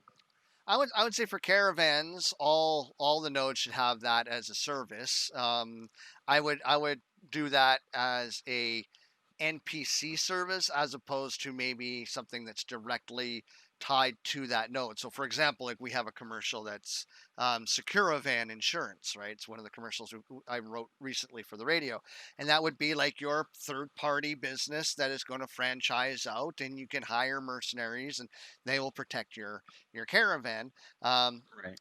I think if you're doing like a personal protection, I think that should be maybe restricted to like the military node because that would be more in line with that. Because I mean, you don't want everything to be provided all the time to everybody from everything because then the nodes lose the personality and the individuality that they Exactly. have. Yeah. Yeah.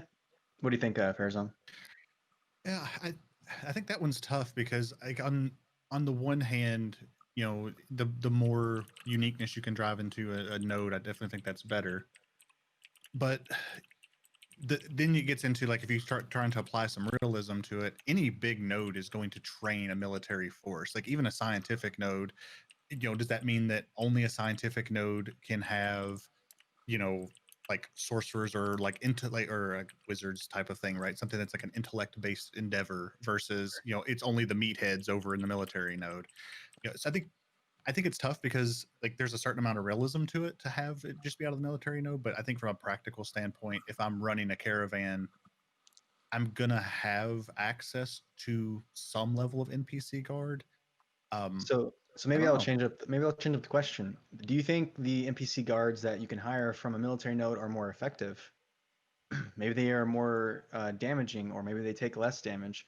Do you think that they, or maybe you can hire more right? Better To trained. incentivize people to go to a military node, knowing that, hey, I may not have this auction house, but at least I can transfer my goods from my military node to an auction house enabled economic node more effectively, more safely.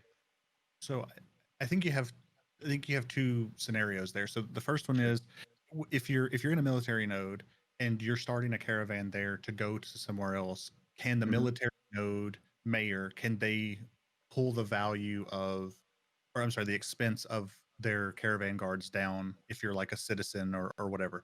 That makes sense. I think that makes some sense for the mayor in a military node to have control over that. The problem is I don't think there's a system in place for you to be at another node and then hire guards from another area, right? I think it's part of the certificate for creating the caravan. So what they would have to do is have another item that you could go get. So kind of like you can get like a certificate to put down a stall or a freehold or any of these things. You'd have to give the military node kind of like a component then that you could then take to another area and say, hey, here's my contract for the military node for some special guards, something like that. I could see giving them some specialized training that you could apply to your caravan. So you still technically hire the guards from wherever you're at, but it's like, I apply this just like if I put a really nice set of wheels on my caravan, because I want They space kind of on my just caravan. they just like show up wherever you decide to Yeah, set the I think if you approach it that way, then I think it makes some sense and it gives you mechanically something that fits in with the systems that Ashes has in place. So going at it that way, then yes, I would think that might be a nice thing to create another point of trade for like the military node, something that they can export. Yeah, like as a service for sure. Yeah, it makes sense. Okay, interesting. So this is another question from Prismia, right? Prismia had so many questions, and they're pretty good too. So, what do you think Intrepid and maybe even the community, right? We talked about how streamers have an effect on the community and the developers more so, much more so. What do you think the developers' stance should be on people who disrupt role players, right? While they're trying to, because we know there's not at this current time going to be role playing specific servers. Do you think that the developers should try to help moderate anyone trying to interrupt them? And not necessarily out in the wild, right? Because whenever you leave the node and you go to a mine or you go to like cut wood or lumber, you're acknowledging that you're in the open world, right? But if you take WoW, for example, they have specific servers set aside where role players can, express themselves and have fun in their own way, right? I mean, now maybe not to some extremes like certain areas in WoW, but when people are just like trying to have fun as, say, a couple walking down, and you're trying to put on a wedding, do you all think that there should be any consequences for people that just start trolling and they start jumping and messing up the event? Or is it open world and anyone should be able to do anything they want? What do you think? if you are in the open world, you are like that's just gaming. Like you're gonna have to deal with trolls. Like honestly, if you're trying to host an event like that, um, back playing something like Terra in these other games where like when they first came out or Aeon, if you wanted to hold an event and you wanted to do it in like enemy territory or whatever, you just brought extra people to kill everybody who was trying to deal with you, right? Like you just when it's kind of the same principle too of like it makes sense. in rifts, if you open up a big rift boss, right, you need to bring people with you to help protect it. I think it's the same thing. It's just I do think ideally, if the community has kind of if you have a reasonable community, a lot of like the more important events will tend to kind of get everybody rallied around them, and that'll happen. Things like, I mean, you see that in Eve, even like whenever they're doing like a big send-offs or maybe a gamer who died or stuff like that. Like it tends to be that in the really big critical moments, people tend to, show up, but you got to keep that small contingent of PvP players there to help kill the trolls. Okay. What about you, Beck? In the context of the role players, Yeah. and So should people be moderated? Because I mean, I guess a casual role player. The radio is more role playing when it's going to be more in character stuff. When I game, I'm just kind of gaming. I'm not typing in, I guess, how I'm going to talk. So I'm indifferent to people who choose to do that unless it becomes absolutely annoying. And at that point, if somebody's just being purposefully annoying and they get trolled, then learn a lesson. Don't be annoying. At the Right. same time, if I'm having an interaction with another player, and part of that interaction is them role playing their character, I will respect their role play, and maybe play along a little bit. For the people that are just obnoxious about it, that see anybody role playing for any reason, and they just want to be an asshat about it. That's where I think the community steps in and the community self moderates. I don't think you want the game devs coming in and doing anything really, unless it's somebody that's actually breaking a rule of the game via harassment or something like that. I think the community in general would probably do a pretty good job, and I think eventually over time the role play people are going to gravitate to their own servers, even if the servers aren't listed as a role player or non-role play server. I think what'll happen is just through the forums and through the Discord and stuff like that, once the servers are kind of announced, people are going to start picking and choosing what servers are for what. And the smart thing to do, my advice to the serious our peers, is pick a server and blast it everywhere. This is where you guys are going to go to role play. And what happens then is those people that aren't there to role play, they become the people that stand out against everybody else, and they become very obvious. And again, they'll be the ones that are quickly embarrassed into maybe not being a jerk about it. Right. Yeah, I'm kind of right there with you, Beck. I don't think it necessarily needs developer slash Thank you, Theater. GM moderation. I think that there are a lot of tools already in the game to handle people that are, the unsufferables, if you want to call them that, right? People that are, annoying, that they're toxic, they're trolls. Um, Make a case to your mayor, right? You can make them enemies non grata, right? You can make them enemies of the state if you really want it to go that far, if like they just don't bring their behavior down. And what a community can do is, as a group of role players, go to a node, right? Maybe don't go for the stage 6 node unless that's what you all really want to strive for. Maybe if you just want to have a spot where you all can, come together as a community and have your different functions, you can maybe see where your potential, stage 6 nodes are developing, and maybe kind of go away from there, right? To where you can go on pilgrimages, if you want to roleplay that, right? And build a community in a smaller node. That way, a lot of the toxicity is not drawn towards you. But yeah, but then if it is drawn to you, start utilizing some of those diplomatic relations, whether it's allies or using those the mayor's ability to make people enemies of the state. That way they are not allowed into your node, and then you can kind of self-moderate in that form or fashion. I think a lot Hanson of the tools says are already in the game. Hanson says Beckeltar for mayor. I have a feeling, sorry, tangent here. I have a feeling No people worries. may be underestimating the commitment that it's going to take to Yeah. be mayor based on what I've seen, and that the reward of having the flying mount is just so that in those few brief moments that you have between doing all the mayor stuff, you can go somewhere and actually play the game, because it just seems like a lot of it is you're building houses, you're creating community quests for people to go out and collect whatever resources to build more stuff within your node, and then also whatever tasks need to be done to grow your node, as well as reaching out to the vassal nodes or the neighboring nodes to make them vassals. And yeah, I have a feeling it's a lot of admin and there's not a lot of Really playtime. is. So Well, I that's mean, kind of not my only my that, feel. like you mentioned, like flying mounts, right? You're gonna have to use those flying mounts to actually fly around your node's zone of influence, right? Yep. Whether how large or big, you're gonna have to go out and protect, the people in your node, right? Whether there's an attacking force, hey, get on your dragon and go lay down some, pressure, Cover fire. some cover fire for sure. While they're trying to get away, you start, blasting them with some like fireballs or just some flame breath or something, right? Yeah. So yeah, it's going to be a lot of responsibility, a lot of dedicating your time to mayoral tasks, and I don't think you're going to get a lot of personal progression during this time. Yeah. People say that they want to be mayor, and I don't know. I People don't want that responsibility. people also forget. So castles come with a royal stable. Hmm.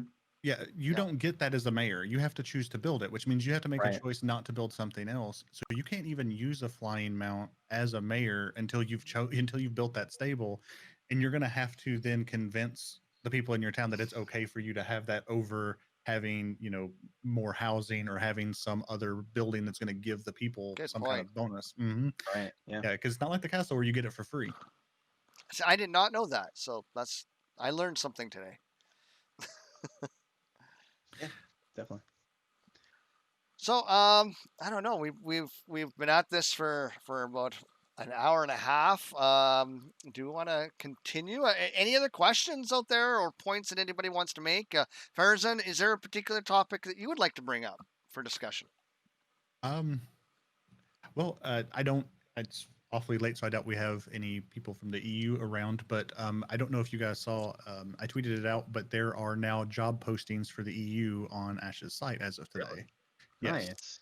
So my assumption is not that they're getting rid of my.games, but that they are, because kind of like how Steven said that they have creative control over the game, and that they're my.games doesn't have access to the cash shop. My guess is that based on the fact that all of them are like community lead positions, that they're going to basically be more of a partnership now, and Intrepid is going to basically have oversight. So that's my guess for what's coming in the message at the end of the month for the EU people. But I thought that was pretty spicy for all the EU people out there. Yeah, that's actually really cool. Yeah, I can't wait till we hear that. We get more information on what Steven has in store for us. But speaking of the cash shop, maybe you all can let me know, and maybe those of us that are following on the radio or in chat, what cosmetics do you hope that they actually introduce to the cosmetic store? Now we've had like a very broad range of cosmetics up until now, but is there anything that you all are just like kind of frothing out the mouth to see? Now we know that the graphic artists and the animators at Intrepid Studios are like super high quality. Is there any particular style that you hope that they introduce to the cosmetic store? How about you all, Beck or Farazan? Well, Are you kind of I'm gonna content? I'm gonna be a Dunir dwarf, and I like what I've seen already. And I'm kind of I'm kind of sad that I've missed a couple of things that look like they would have fit quite well with the Right. Dunir dwarf. So perhaps they might, even though I know the dwarves haven't quite made it into the mountains yet because we're all new to Vera when we get in the game and we haven't had a time to make our own Moria. Uh, Right. but I would like to see maybe something that is more along the lines of um, what dwarven stuff might look like within the mountain as opposed to outside the mountain. Just kind of give us some hope and to help motivate us to carve our future into the rock. Okay. Have you seen the Dunheim dungeon showcase? It was a very early bit a video. I don't know. I don't know if I have or not. I don't know. I seen some buildings that I Hmm. think were for the Dunir. They looked They were rather nice. I like them. They're kind of blocky, and I don't know if Gotcha. that's the So same one. the Dunheim dungeon was actually a dwarven kingdom before the fall. And then we as players will be like going in there and exploring it, and then you have these kind of like ethereal or ephemeral creatures in there that are pretty much magic slash sets of or suits of armor. Okay. So I'll give you that link after we end here, and I think you'll really like that. But yeah, more dwarven themed items would be really cool. Yeah, How about you? I've been pretty lucky so far in that like I get to cater to my inner edgelord in that like I've gotten like the necromancer pack and Lucky. some of those. So like those were all really good. So and I've picked up a few other ones along the way. Right. I honestly I would love something that's there's been a couple of like really kind of light claw sets, like something you see maybe more in a desert. They've been close to the style I'm looking for, but definitely something kind of Egyptian, kind of loose clothing, looking Hmm. kind of light stuff like that. Some brighter blues or golds. Yeah, I could really get right. into, but not something that's quite. I haven't seen anything quite like what I'm looking for just yet, but kind of Gotcha. what I'm after right now. Yeah, Chop Chop says something Vec theme with astronomical symbols. Now, I think we've seen Margaret. That'd be cool. She's inspired some of these like cosmic like theme types of pets and mounts. So that would be really interesting to see. We know like they're heavily into astronomy as the Vec race, right? Oh So yeah, yeah, maybe something like the astrologians out of Final Fantasy, like some of the stuff that's inspired by them. Their sets would be kind of cool. right. There's Yeah. some really neat things that they have over there. I'd love to see like an Ash's take on that. Okay. I would be really interested to see personally more aquatic mount pets, or not pets, but mounts. Now we know that there are going to be like we know that there will be underwater dungeons as well as mounts, and I think that they've shown maybe one mount, potentially two, if you think of the Tidebreaker as an aquatic mount. But I'd like to see like a little bit more variety from that. I think there's the 8 flippered turtle I've seen as an underwater Right. mount, and I know when I was watching that video here just recently, they were saying the Tidebreaker isn't an aquatic mount.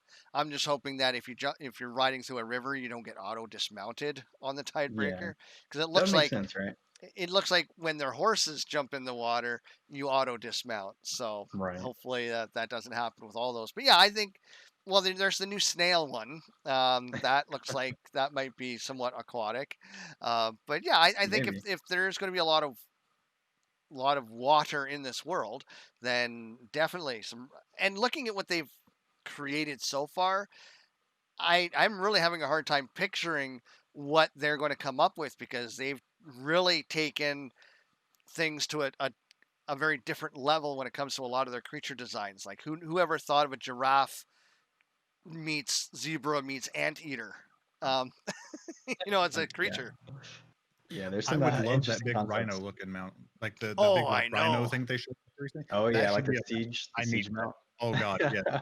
Imagine how small you would be on top of that. That'd be great. Like that could be a multi-person mount. I'm all for that. Yeah, Like Yeah. let's slap some people on each leg. I'll get up on the top. It'd be fun. You get 5 people rolling down on that thing. Well, then I want a sandworm, Dune inspired. yeah. It I've might heard happen in the other realm. we've had a couple of conversations with my community about what some of the desert themed mounts would be, and sandworm definitely came up, right? Spreading spice behind it as you kind of, well, not I necessarily am that, I but am a massive Dune nerd, so I am right I there would with be you. all over that. But yeah, hopefully they just keep mixing it up. Now we see like different types of cosmetics in each of the monthly packs, so yeah, And they they've done don't it seem to weave into one or another, right? There doesn't seem to be like a right. sense or a rhyme or a rhythm, which I really like. It really keeps you on your toes. Yeah, and kind of like segueing from Yeah, not cosmetics, by and the then just beard, like not by the beard. so like segueing into just like in the Intrepid store like functionality itself. Do you think that we should, not necessarily just as content creators, but do you think anyone should have the ability to gift cosmetics? Right? Because like currently you cannot gift cosmetics, you can't gift the different packs. Do you think that should be a function of the store itself? That's a hard no from me. That's Okay. because that immediately turns into being able to like actual RMT, right? So I can go in game and I can give you X amount of gold, and then you gift me Good something point. out of the shop. Right. So yeah, can't do it that way. Okay. Yeah, that's a good point. I didn't think of it from the aspect of giving gold in the game. Okay, that makes Yeah, sense. I would love to. I mean, because I mean, even as a content creator, like I would love to have the ability to like gift out things occasionally. Like I mean, Right. even Contests and I stuff do like this that. hobby, right? Like just being able to help people out. Give them some really cool piece of armor. That they wouldn't be able to only get on their own. Like that'd be fantastic. But at the end of the day, like it's a price you pay to try to keep the pay to win aspects in the RMT down as much as you can. Right. That's a good point. Yeah, for sure. But at the same time, you're not, there's no pay to win scheme. But yeah, I kind of get that. I mean, for me, what Well, I would like to have is a smaller, stripped down version of beta access that I could buy and gift, or so maybe just be a beta key, and then maybe the first month free of launch, and then I'd pay $25 for that, and then I could gift that to somebody who would then create a brand new account, and then they'd use the beta key, and you can't use more than one on the same account, so it's not like you could stack all of these free months kind of thing, and then you end that obviously when the game launches. just from a creative standpoint, because again, this goes back to our impact on the community. We have so many people that are coming into the game, and if we had access to that, well, then maybe that person wins that beta key, and then through their love of the community and the game, they decide they want to upgrade, and then they would go into the store, and then just like if they add a tier 1 for $500, well, I already have the Voyager Plus for $375, so I pay the difference. Boom, I have now Alpha 1 access. They could do the same thing, which is great for the company because they're making some money, and that offsets Steve's investment, as well as you're locking people into that hype train, and you're bringing them, or you're keeping them involved, I guess, in the community. Because if you have a beta key, I think that's going to keep you excited. So something like that I would like for creators. But I understand what you're saying about the whole cosmetic and stuff like that. Right. Okay. Yeah. No, good points all around for sure. I think that's pretty much all the questions I had from my community. So yeah, thank you all for covering those. Yeah, exactly. Well, I mean, for those of you who are here who are new, this is the first episode of the Ashes of Creation Creator and Community Roundtable. The goal of this show, just to kind of bring people back around, is to have different creators come on. It can be the same ones, or we can rotate people in and out. And the idea is to have 3 to 5 people total, as far as the video thing goes, and broadcast this out over Phoenix Radio Online, which is phoenixradio.online, and simulcast it over Twitch, which is why it's not really a big visual thing, because primarily this is a radio program, but we'll also put it out over YouTube and stuff like that, because I think there's some good content here, and then also open it up for community people to come into the Discord and participate. And the whole idea is just to see how we as a community can interact with each other, and hopefully inspire each other, inspire the community itself.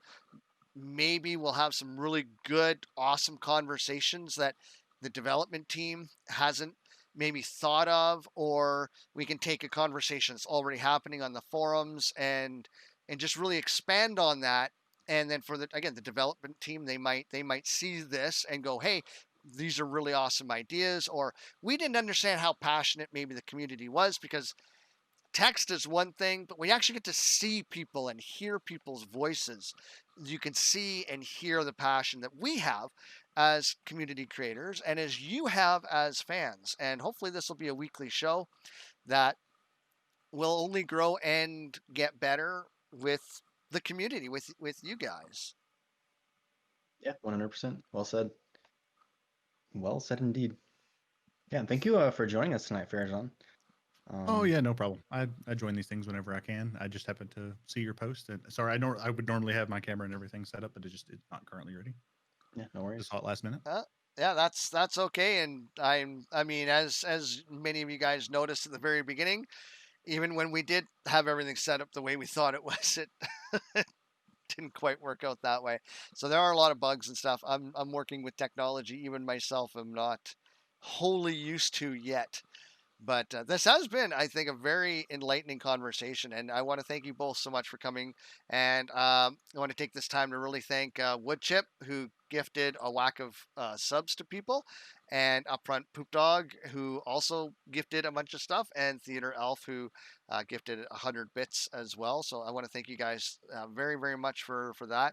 I have all of those triggers and stuff. They're not working at the moment, so that the radio isn't blasted with Ode to Joy every time a sub is announced, because that would be 15 times Ode to Joy would play for its 15 seconds, and we would get absolutely nothing done. And you're beating me to the punch there. And I want to thank both Tavernsidegaming for joining me, and Farazan and Tavernside, since you are the official guest. I want to give you a couple of minutes to promote your stuff and let everybody know who you are, what are you about, where can they find you. Yeah, and I appreciate that. So I'm Tavernside Gaming. If you have not heard of me, I'm over here on Twitch primarily. I do upload VODs, and I have some future stuff planned for my YouTube as well, which is also going to be at Tavernsidegaming. So yeah, if you're not sure what I'm doing currently, myself and my community, we are doing a marathon where we went and cataloged pretty much all of the main content that the developers and some of the community members have put out over the years, and we are going through them one by one in chronological order, pretty much. So a lot of us are newer to the Ashes of Creation community, and we wanted to just have as much of an understanding of the game as we could. So that's our current goal, is to solidify our foundational knowledge until we can get to that point where we were caught up and we can start getting into like the deeper meanings of the game. So theory crafting, looking at lore, seeing how it all ties together, and then just building our community just based on some of our shared values. But yeah, if that sounds interesting to you, again, you can find me at Tavernside Gaming on Twitch. And yeah, as people are saying, who should we raid? But so while you guys are giving me some options as where we can go, Farazan, who's also a content creator, first time meeting you, pleasure. How can people find you? What are you about? Tell us about yourself and what do you create? Yeah, so I'm Farazan_gaming on Twitch because that's what I had to do. I'm Farazan Gaming on Twitter and on YouTube. I do make content for Ashes of Creation. I do it kind of sporadically because the game's not out yet, but that is starting to get more consistent now that we are getting closer to Alpha 1 and I'll have access to that. So currently working on a few videos to go up on YouTube, streaming starting tomorrow. And then Tuesdays and Thursdays going forward. So it'll be in the evening of 7 Central Time. But yeah, feel free to come and hang out. I try to get to as many of these community events as I can. Answer questions, participate, try to help keep everybody promoted. There's a lot of good content creators out there, so just try to participate where I can. Been on the Golden Feather a bunch of times as well. Yeah, I really like their concept. I watched their interview and did kind of a live reaction to that, and in a way that kind of inspired this kind of thought, and so hopefully, yeah, it's not copying them directly, but it is inspired by the Golden Feather, and hopefully they will appreciate that, and maybe we can have them on here as well. One thing that I will Yeah, say, Chibi and Vertic are awesome. yeah, they are. Chibi and DJ Vertec. One thing I will shout out Beck Alter, though, for my community. He has this amazing idea for his radio show that also ties into his stream. So today is August the 19th. If you've not watched his VOD from earlier today, where I'm on there just chatting with him, I highly recommend you go back and watch that. And if you're listening on the radio, hopefully there's some way that you can go back and either watch his Twitch VOD, or some way that there's an archive of that. But it was incredibly interesting to just see his vision for his radio show. So please do go check out his VOD. Where we talked for like 1, 2, 3 hours, somewhere in there. The time flew by. It really did. But it's an incredibly interesting concept that he has for his show. So please do check him out. If you haven't followed Beck already, please do hit that follow button. Yes, and thank you to all the brand new followers. And yeah, thank you guys very much. We're coming up on 2 hours, so I'm going to send things back to the radio, and we'll probably continue here just to kind of wrap things up. But for those of you who are listening out there on phoenixradio.online, if you're not on the Twitch stream, you're going to miss it. So thank you guys so very much for listening and tuning in on the radio. It is phoenixradio.online, and we will see you guys. Well, you'll hear me on Sundays at 7 o'clock.